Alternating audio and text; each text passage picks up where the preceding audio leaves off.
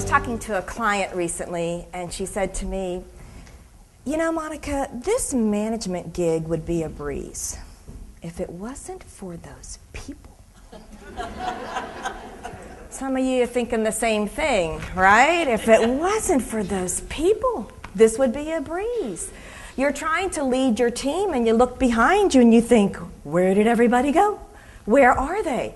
Everybody, would you stand to your feet for just a minute? Stand to your feet. Let's do this together. Get about this far apart from each other. Okay? I'm not going to make you do calisthenics. All right, now raise your right hand over your head. Extend your forefinger. Now bring your right arm straight down in front of you. We're going to pretend that your body is a compass and your arm is the needle of a compass. I'm going to ask you to close your eyes, and I want you to turn your whole body and point in the direction that you believe is true north. Now, no one looking around. Close your eyes, turn your whole body, and point in the direction that you believe is true north. No one looking. Okay, now open your eyes. Does your team look like this sometimes? Are you in trouble or what? Okay, now let's say that, don't sit down yet, say that exit sign is what is really true north.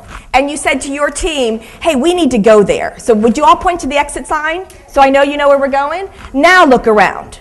Team has a better chance of getting there, wouldn't you agree? Okay, go ahead and sit down. Thanks. Now, when you think about your team, you have some paper there. Go ahead and just draw a big circle on the paper. Just draw a big circle. That represents your team. If that's your team, where should you be in relationship to that team? Where would you put you? In the center? Okay, put an X in the center. Anybody think any differently? Where would you put you? I'm sorry? North. Good. North. Any thoughts other than the middle? On the line? Going. Okay, so kind of around the line. Good. Any other thoughts? Outside the line. Okay, put an X outside the line. So we have an X outside the circle, we have an X inside the circle, and we have on the line. Okay, who's right? What do you think? How can you all be right? That was 3 different answers. However, you are all right. Let's think about that. If you're the X that's inside the circle, that's your role as a manager. That's when you're working in the system. You're making sure that people get to work on time. You're making sure they're following procedures. They're fulfilling their job descriptions. Now, if you're the X outside the circle, that's when you're in your leadership role. That's when you're working on the system. That's when you're thinking, well, why are we doing it this way?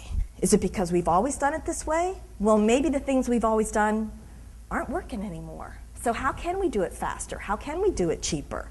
How can we increase productivity, decrease customer complaints? That's the leadership role, working on the system. Now, ideally, you're riding that track so you can jump in when you need to and jump out when you need to. Let's do a little analogy. Who's a cute NASCAR driver? Got to be cute or I'm not interested. Who do we know? Jeff Gordon. Okay, Jeff Gordon. What's his number? 34? Is he 30? 24? Jeff Gordon. His job in a race is to stay on that track. Am I right? But occasionally he has to go into the pit. Strategically, when's the best time for him to go in the pit? Yellow flag. When the yellow caution flag is up, it's a good time to go in the pit. Now, if Jeff spends time in the pit when the green flag is up, where does his team's chances of winning go? Down. So what I know is that the same thing happens to you, is that you have to spend time in the pit, but we have to do it strategically. But here's what I know. Definition of management, to command and control. How many of you are doing a whole lot of commanding and controlling? Not so much. You look now, there's a brand new term that's taken over command and control. You can write this down because this is your life. It's called chaos management. Chaos. They call it chaos because if we were to take one of these cameras and follow you around when you go back to work Monday morning, do you know what I'm going to see? I'm going to see that you cannot work on a task for longer than 7 to 9 minutes before you're interrupted? Chaos. You're pulled into the pit every 7 to 9 minutes. A national company released a survey that said their internal employees take 23 minutes to get back on task after being interrupted. Let's do the math. You're interrupted every 7 to 9 minutes. You try and get back on task, but before you can get back on task, what happens? You're pulled back into the pit. So you try and get back on task, but what happens? You're pulled back into the pit. So you try and get back on task, you're pulled back into the pit. So is it any wonder at the end of the day when someone says to you, so what'd you do today? I don't know, but I haven't stopped. I haven't even had water. You're just constantly in that chaos being pulled into the pit. But there are strategies that we can learn so we spend less time in the pit.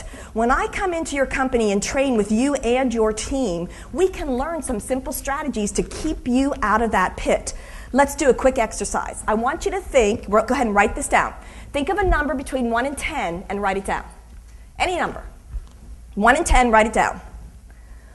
Multiply that number times 9. If you need some help, ask your partner next to you. Okay?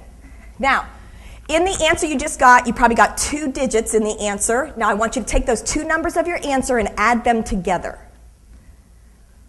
Okay? Now subtract 5. Take the number you just got and translate that to a letter of the alphabet. So 1 would equal A, 2 is B, 3 C, 4 D. Good? Think of a country that begins with that letter you just wrote. Country? Write it down. Look at the country you just wrote and look at the second letter and think of an animal that begins with the second letter. How many of you are writing an elephant in Denmark? How does she do it?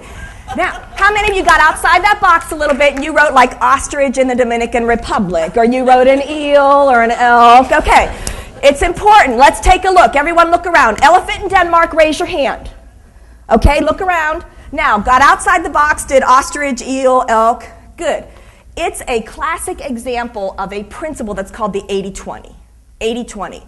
You find that 80-20 can hold true, and it's a great strategy for keeping you out of the pit when we start applying some of the 80-20 principles. Here's an 80-20. 80% of car accidents are caused by 20% of the drivers. You know who those are? And don't say women. Young male drivers. That's why if you have a male driver in your house under the age of 25, you pay for it, right? 80% of your sales typically come from 20% of your customers. If you sell a product, 20% of your stock will produce 80% of your sales. As a team leader, you spend 80% of your time with 20% of your problem employees, right? When we start taking the 80-20 and applying those principles with your team, we find that we can stay out of the pit. For example, when you look at your circle, 80% of what happens with your work team should happen whether you're there or not. 20% is the sizzle that you bring. That's the sizzle that you're bringing to the table. Think of delegation.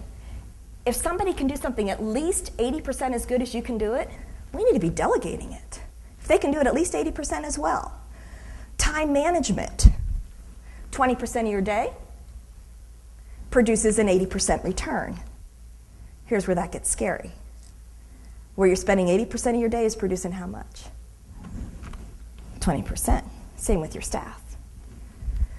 When you're looking about as a team leader, the typical manager spends about 80% of their day with their bottom 20%.